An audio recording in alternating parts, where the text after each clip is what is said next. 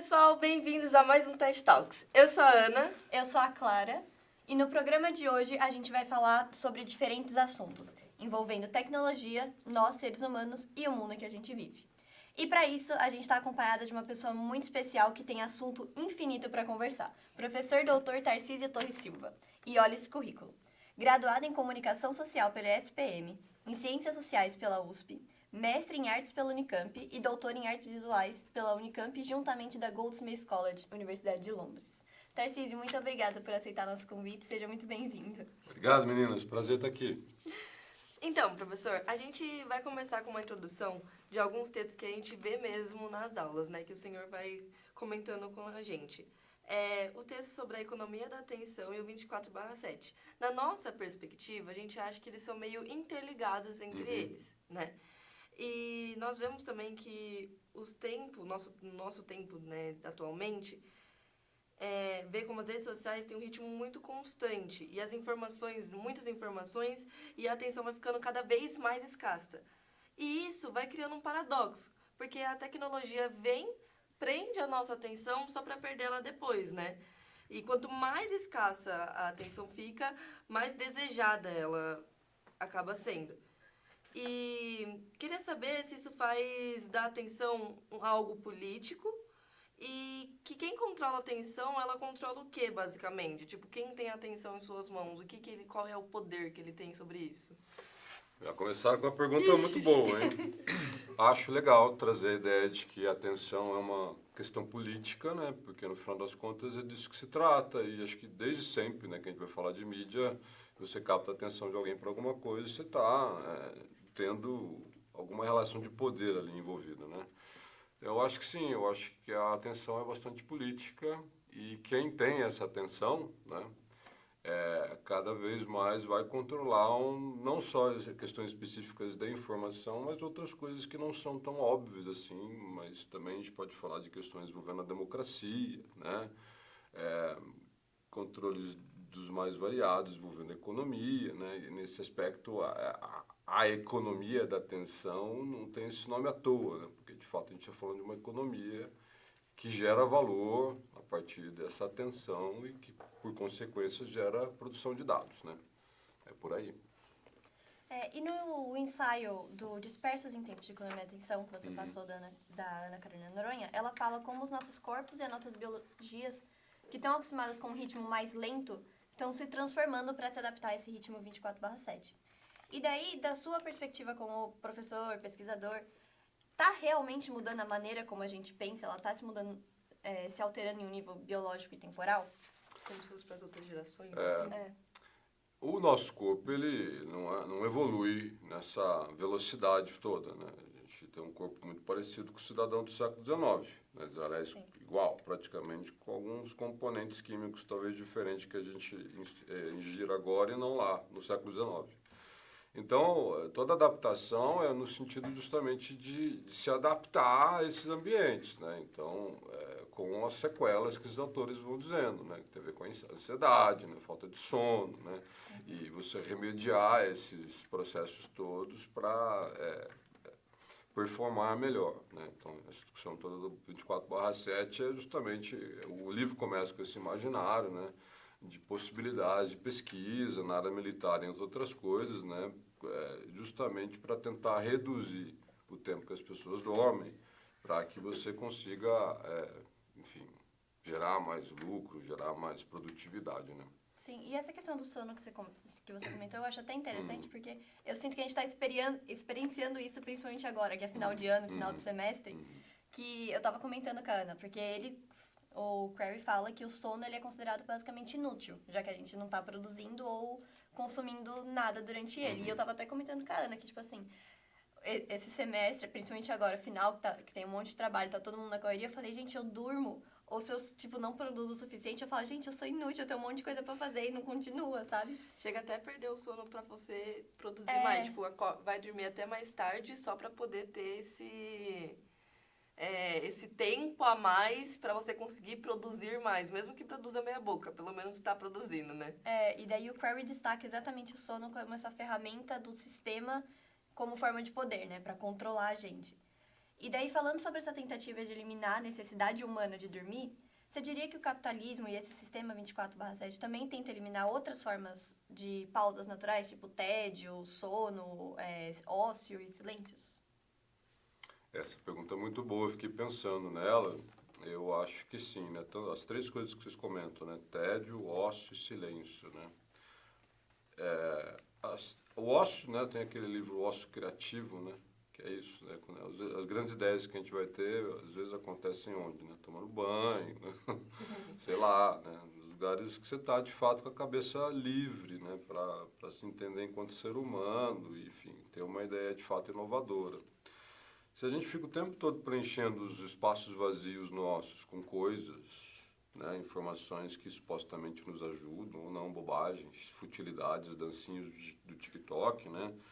Em que tempo você vai ter, do ponto de vista filosófico, para pensar em você mesmo, né? Para se entender como ser humano? E nesse sentido, se a gente não tem tempo para pensar em nós mesmos, né?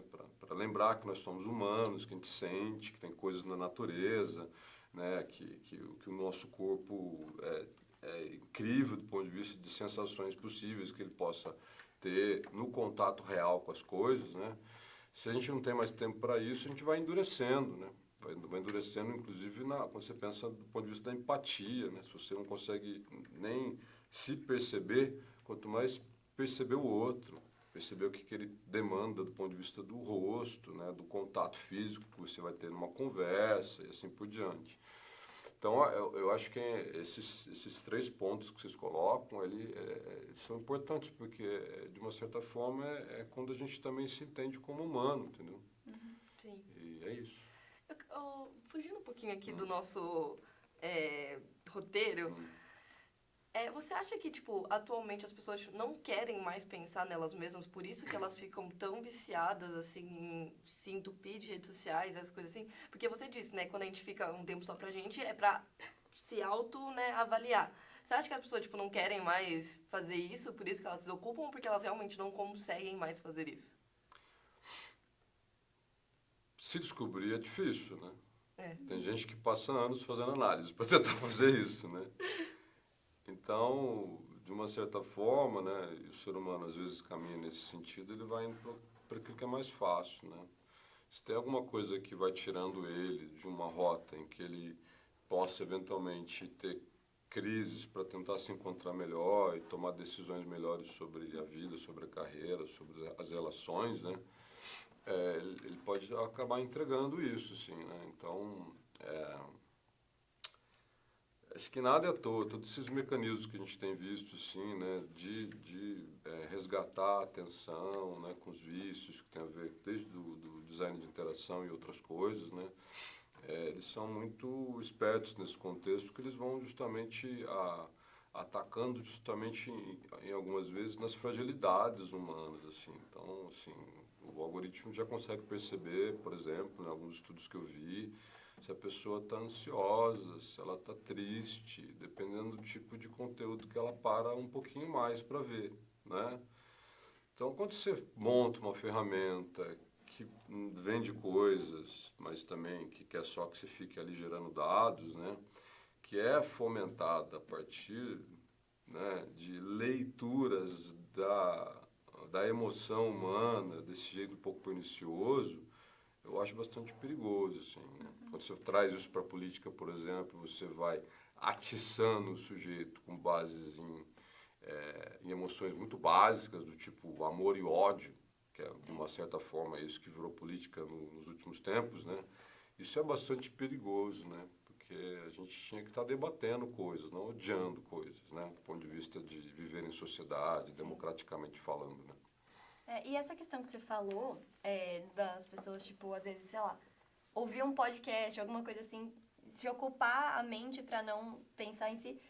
E eu penso que o meu sono virou realmente mercadoria, porque eu peguei num nível, assim, infelizmente me viciei em começar a ouvir podcast pra dormir. Porque senão eu tô deitada lá no silêncio e eu fico, não, porque daí amanhã eu tenho que fazer isso, não sei o quê, essa semana, e daí vai virando uma bola de neve e eu não consigo dormir. E daí eu acabo, tipo, botando podcast pra, tipo, ouvir a conversa dos outros, não ouvir a minha mente pensando em 500 coisas que eu tenho pra fazer. E daí eu ia perguntar, né? Quando até o sono vira esse alvo econômico, onde que a gente pode achar outras possíveis formas de resistência? Bom, a gente pode começar perguntando que tipo de podcast você anda ouvindo para De dormir, cinema. né? De cinema? Ah, muito bom. Eu vou aprendendo no sono. Acho já ótima a temática, né? Claro, eu não sei, eu acho que bom, o sono ainda, né, lá no livro, pelo menos, ele diz que ainda não conseguiram abocanhar ele completamente. O que ele tem sido feito é diminuir para 6 horas e meia, a média lá, pelo menos o dado americano, né? Menos que isso não tem como, senão você vai criar colapsos, né? O meu processo de pegar no sono virou... Sim, nesse caso, né, talvez. Mas o que acaba acontecendo também é que tem esse problema das pessoas antes de dormir pegarem o celular, elas não conseguem dormir, né? Ou de acordar de madrugada para pegar o celular também, né? Porque daí você fica com aquilo inconsciente, né? Mas o que eu tenho visto, Ana, alguns movimentos, Ana e Clara, alguns movimentos de dar alguns passos para trás. E aí, de fato, repensar a maneira como a gente está lidando com as tecnologias, conviver com elas, mas sem excessos. E também criar alguns espaços para que haja, de novo, um certo reencontro com a materialidade. Que é isso aí, do digital versus materialidade, né? Então, lugares assim, físicos, como a gente está aqui agora, com uma mesa, com uma cadeira, né? Com luz, né, que a gente se perceba nos ambientes e criar momentos de relação, que eu gosto de falar para vocês, por exemplo, que é o que a gente precisa resgatar na sala de aula, né, quando vocês todos vêm de vários lugares diferentes para o encontro presencial, que é muito rico, que tem se perdido, né, com o digital. Então, o que a gente está fazendo ali no encontro presencial das aulas? A gente precisa reencontrar maneiras de tornar aquilo legal. E tem muito a ver com encontrar novas relações, né, ali ou em qualquer outro lugar. Então, o que eu tenho visto são alguns movimentos de resgatar encontros e materialidades. Eu acho que esse é um bom caminho para a gente repensar tudo isso. Sim, eu acho legal essa parte de você falar de resgatar encontro, porque você faz muito isso na sua aula, de, tipo, interagir com a gente e tal.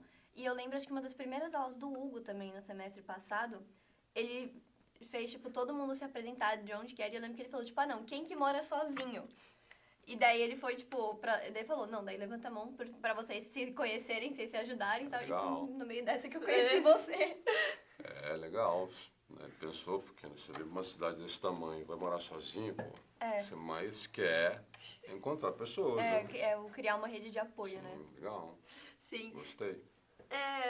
Já que a gente está falando, né, de apoio e pessoas e tal,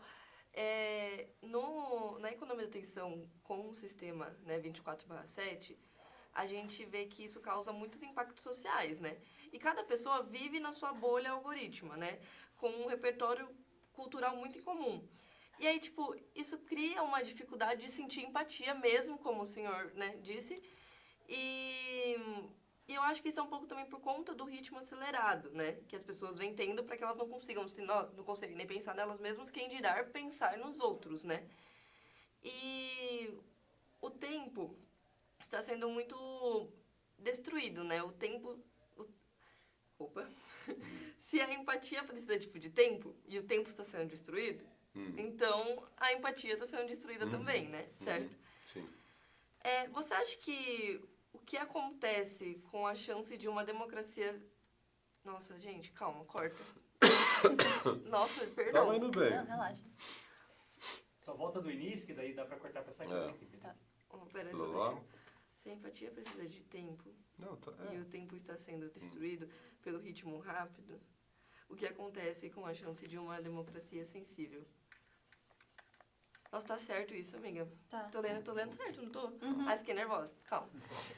Deixa eu só anotar pra editora.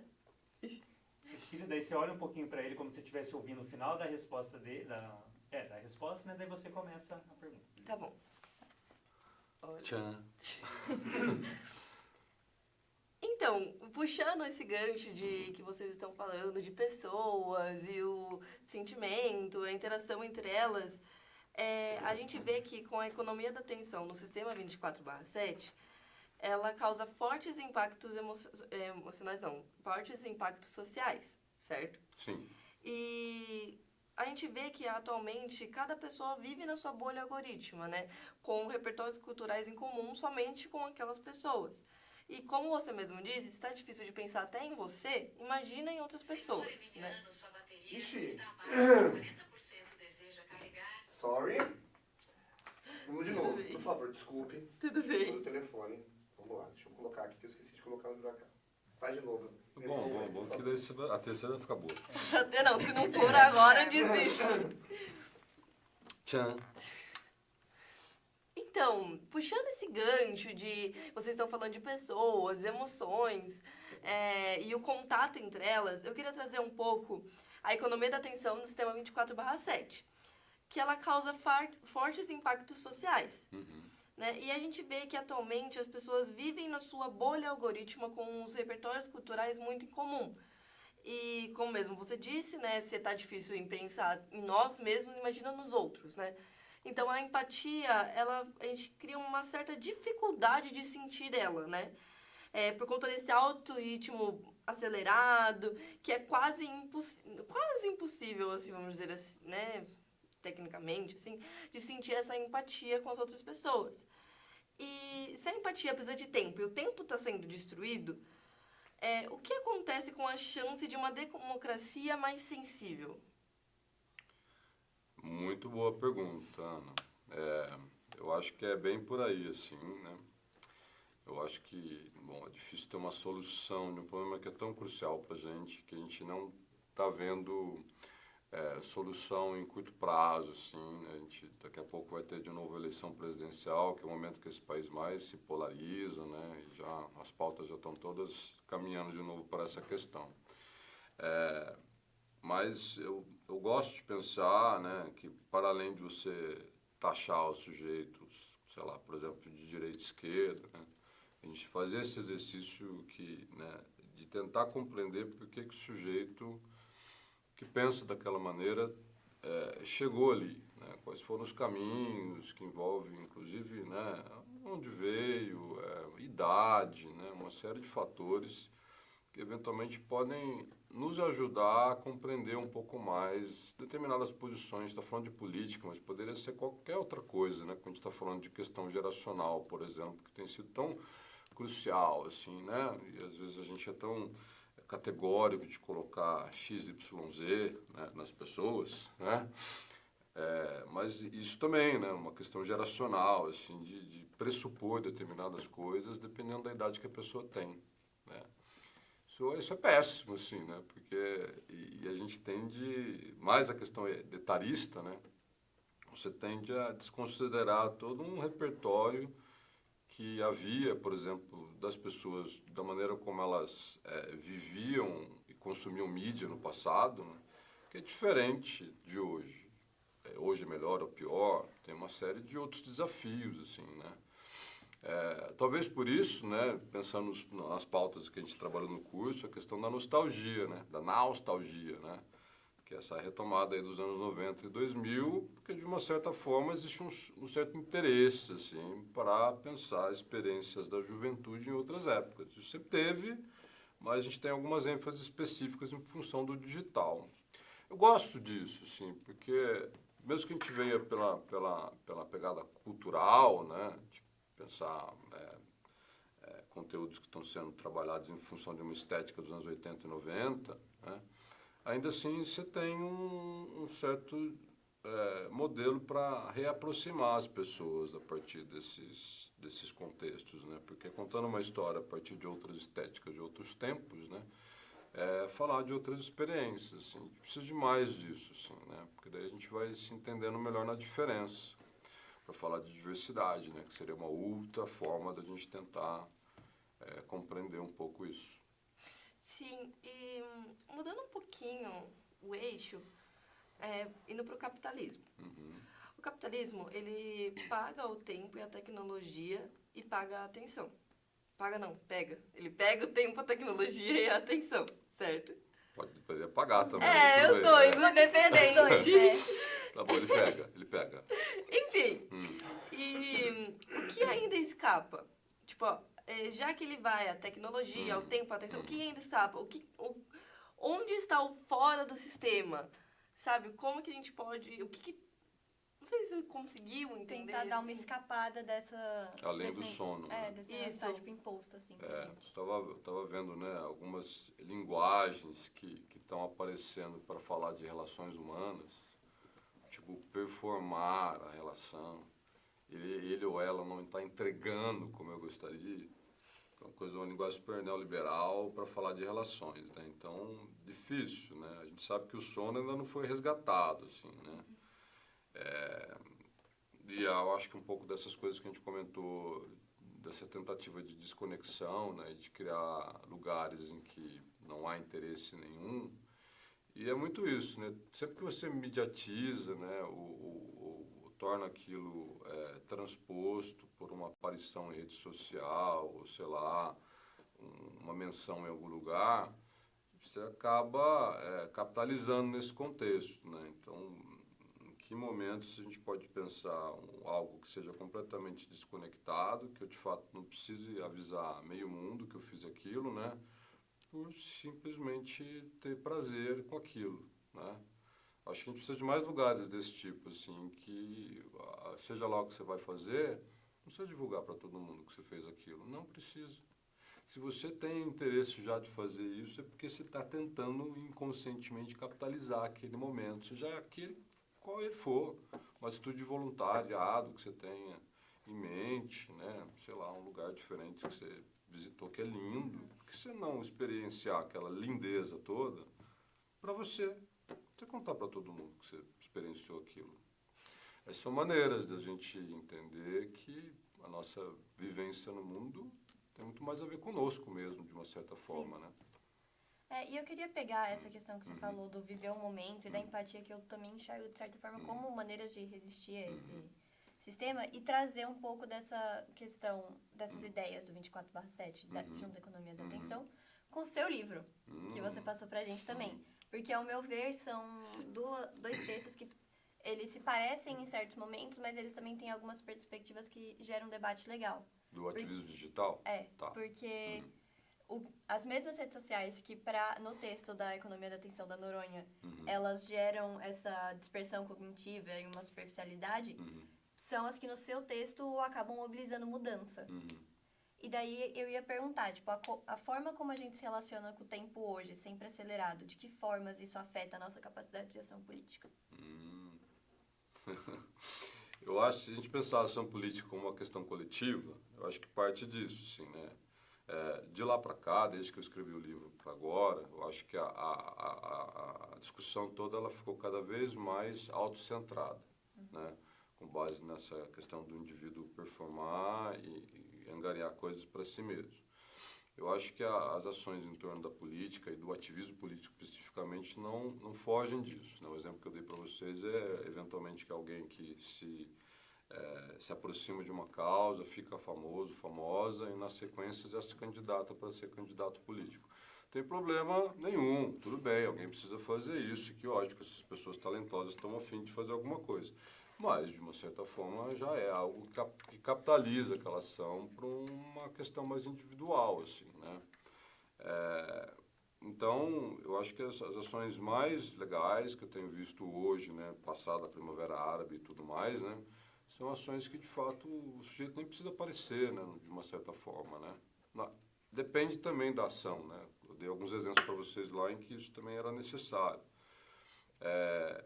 Mas eu acho que vale um pouco a mesma moeda, assim, né? De ações que não precisam necessariamente capitalizar para o próprio sujeito, assim. Porque dessa forma, né, se a gente pensa dessa maneira, a gente está pensando de forma democrática, né? Quando a gente está imaginando uma sociedade melhor para todos, não só para aqueles que vão aparecer ou se destacar naqueles espaços de poder, né? Que acaba que também todo espaço midiático é um espaço de poder, né? Sim.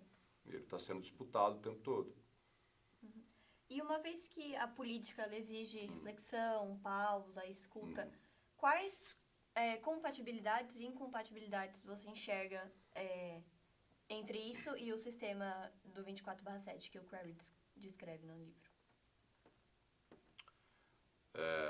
Bom, se a gente está tendo, né, o nosso cotidiano todo tomado por por coisas, né? Acho que o espaço de embate, de contraposição, ele vai se esvaziando, porque não tem lugar para isso. Então, você tem um esvaziamento da esfera pública, né? Essa que é a grande questão. Então, a gente precisa, de fato, retomar os lugares em que há tempo para fazer isso. E a grande questão é que a gente não está vendo, com o modelo que a gente tem hoje, né, envolvendo essas grandes empresas, espaço para que isso aconteça, porque a atenção continua sendo uma moeda muito forte, né, de poder.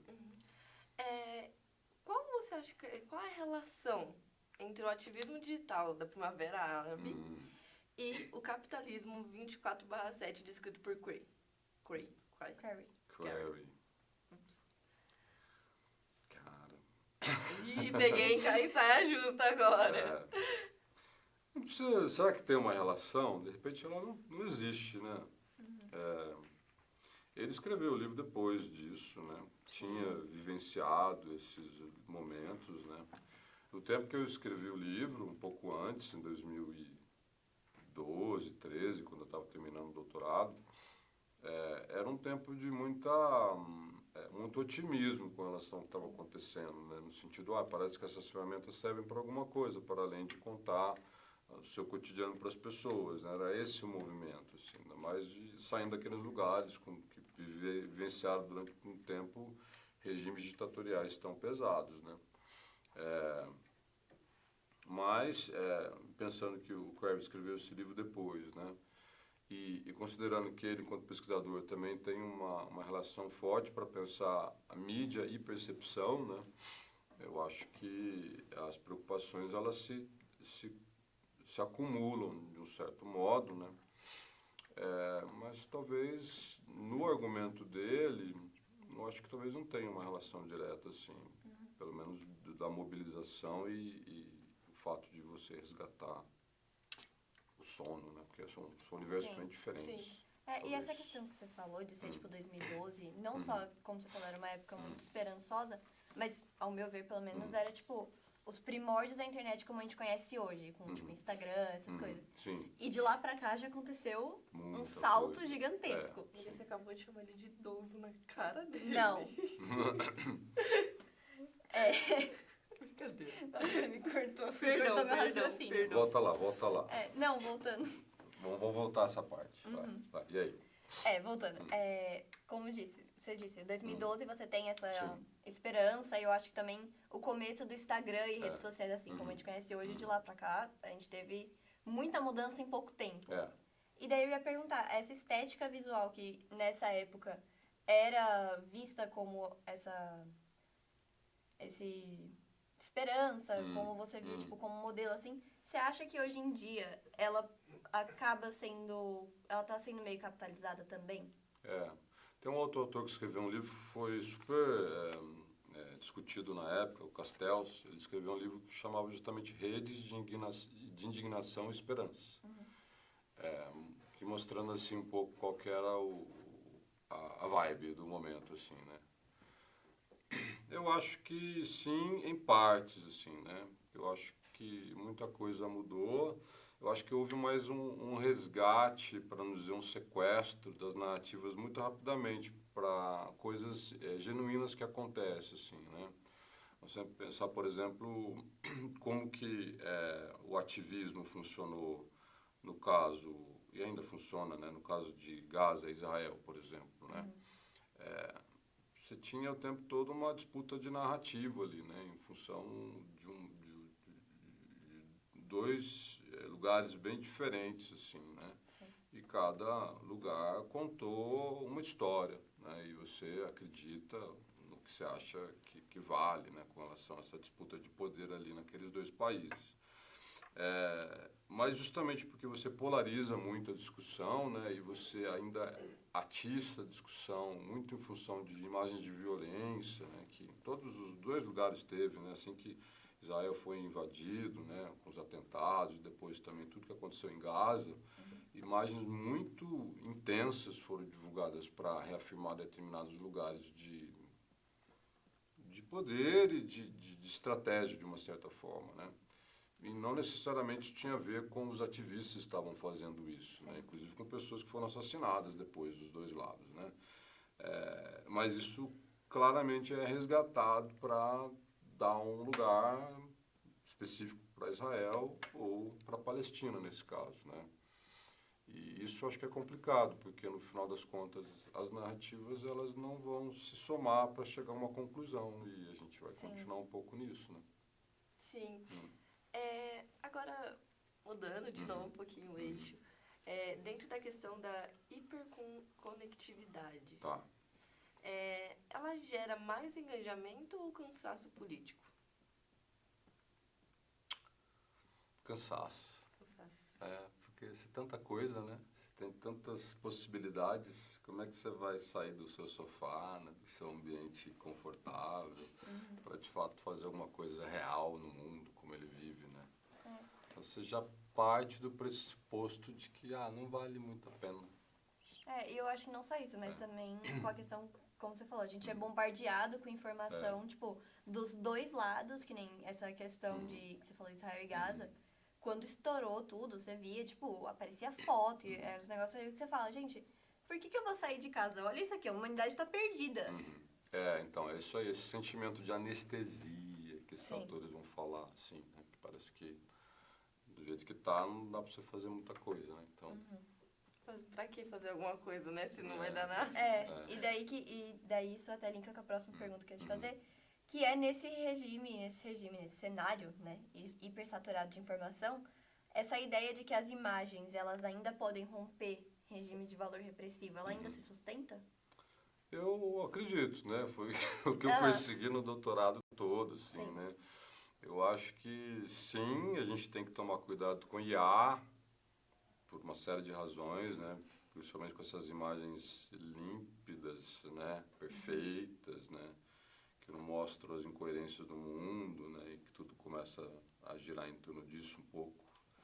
Ainda mais quando rapidamente o mercado vai absorvendo isso, né? Principalmente na publicidade, mas também no cinema, né? No jornalismo, né? A gente tem que tomar cuidado com essas imagens muito límpidas e filtradas, assim, porque mais uma vez elas não estão dizendo qual que é a real do mundo, né? Mas eu acredito que sim, mas é justamente no sentido de pensar que a imagem é um importante elo de conexão com as emoções humanas. Isso a gente não pode perder nunca de vista, assim, porque se a gente quiser de fato reativar as conexões, a empatia, as imagens estão aí para nos ajudar, entendeu? Sim. Sim. Isso foi algo que a gente até conversou com a Dani sobre, no último episódio que a gente gravou, sobre essa questão de, tipo, se o cinema ou o audiovisual ainda tem esse poder de emocionar, apesar de tanto caos. Eu penso basicamente igual a você, assim, tentar ter uma visão mais positiva no sentido de, tipo, se algo, se uma história ou se alguma imagem é poderosa o suficiente, ou encanta o suficiente de pessoas, ela vai quebrar qualquer tipo de barreira. O problema é que é justamente isso, para você, não basta se você só ter a imagem ou só ter o cinema bem intencionado nesse sentido, né? Como é que a gente resgata essa vontade ou essa percepção do sujeito para se emocionar com as coisas do mundo, assim, Sim. entendeu? Ele pode estar até vendo a cena bacana, bonita que você fez, mas talvez ele esteja tão cego, tão fechado para o que acontece no mundo e com relação ao corpo dele que percebe, né? Que ele talvez não veja, né? Sim. Já que nós estamos, né, entrando nessa questão de imagem e tal, como a gente pode, tipo, distinguir um ativismo estético de postagens e performances de um ativismo que realmente gera impacto político?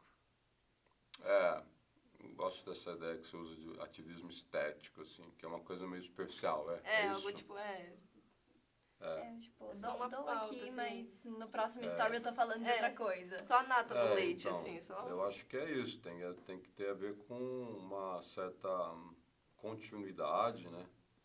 E uma coerência daquilo que é feito, né? A gente dá lá nas aulas o exemplo da Jenny Berries, né? A marca de sorvete. Sim. E aí, esse é o nome da marca de Ben sorvete? Jerry's. Corta então, né? Então vamos começar, faz a pergunta, o finalzinho dela de novo. Okay? Ben Jerry's. Eu falei o quê? Jenny Berry. Ben Jerry, vamos lá. Calma. Quer que eu comece, tipo... Não, só relembra a pergunta para eu... Ó, como distinguir um ativismo estético Boa. de uma postagem Sim. e performatividade, no caso performance, né?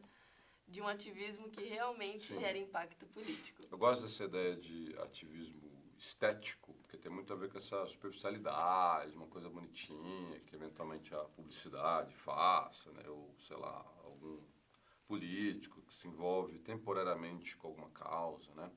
E outra que é de mais de longo prazo, assim, que tem a ver com alguém que aposta, uma instituição que aposta a longo prazo com relação a determinado tipo de ação, né? Então a gente deu exemplo nas aulas da Ben Jerry's, né, a marca de sorvete, que desde sempre assumiu uma posição e cresceu com isso, assim, né? Depois dos embates que eles tiveram com a Unilever, né, justamente porque a empresa assumiu que não deveria ter uma posição tão aberta com relação a determinadas questões políticas, né? Então acho que coerência, né, e continuidade são dois caminhos, assim, para você, se você se aproximar de uma questão que tem a ver com isso, né, mas também de saber que não é uma postagem, né, uma aproximação que vai transformar o mundo, né? Você tem que, de fato, assumir aquilo por um bom tempo, né? E a gente vê também, de certa forma, que às vezes plataformas têm certos viés políticos, assim, vai restringir, tipo, não vai, o post falando sobre tal coisa não vai ter tanto alcance.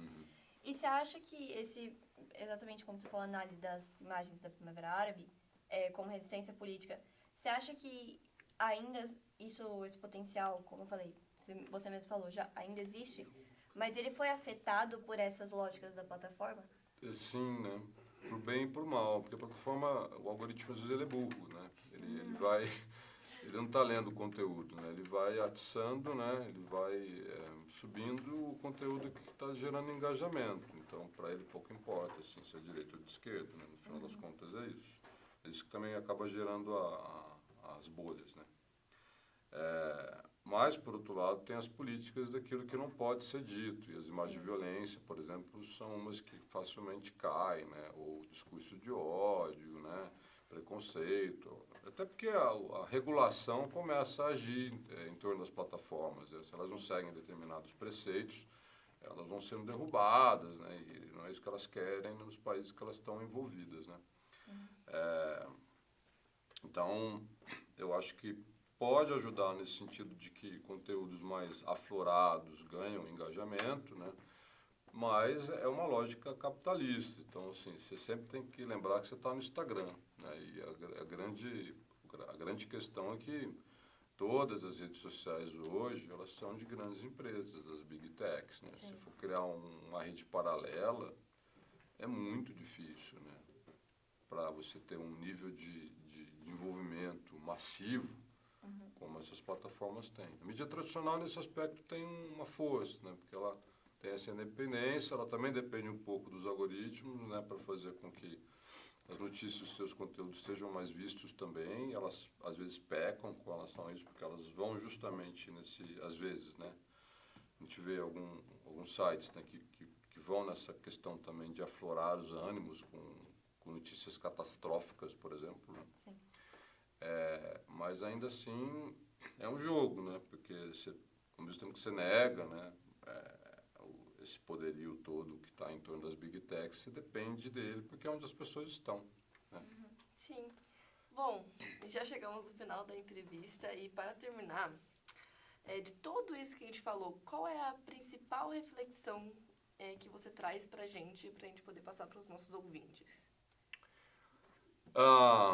Bom, tenham profundidade nas coisas que vocês queiram, se abram para o mundo, criem conexões reais com as pessoas. As mídias, às vezes, nos dão uma sensação de conforto, de acolhimento, mas que a longo prazo geram efeitos sobre nós mesmos, né? Eu acho que a gente não pode desistir das pessoas. E para tudo que a gente está fazendo, seja em produção de conteúdo, mas também para as relações humanas, vocês estão agora criando aqui na universidade também. Conosco, professores, e também entre vocês. Esse é o meu grande recado. Nossa. Sensacional. Bom, muito obrigada, Tarcísio. Novamente, é sempre bom ter uma simples conversa com você, sempre vira uma aula. Isso é ótimo. E eu acho que hoje a gente fica por aqui. Quer passar seu Instagram, suas redes aí pro povo começar a Os seguir? trabalhos. Eu tenho Instagram, né? Então eu tô no @tartorres. Tartor. É isso. E Acho seu que podcast também, a professor? gente tem um podcast que a gente faz aqui na PUC, né, que é o projeto meu de pesquisa sobre inteligência artificial para o bem social, né? Ele chama Aliados. Aliados. Estamos no Instagram também, @aliados_podcast. Segue a gente lá. Tá bom? Beleza, gente. E hoje, então, a gente fica por aqui. Não esquece de acompanhar a gente no Instagram, @tech.talkspod. E no YouTube também, para vocês não perderem mais conteúdo. Tchau, muito obrigada. Tchau.